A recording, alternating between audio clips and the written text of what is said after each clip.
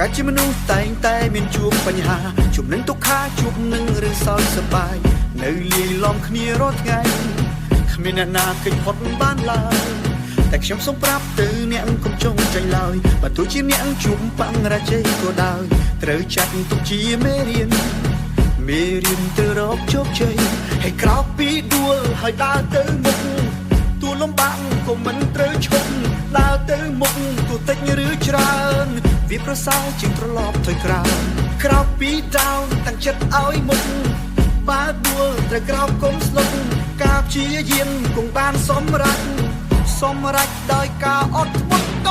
ស៊ូកុំរញរាគ្រប់គ្នាត្រូវតែខ្លា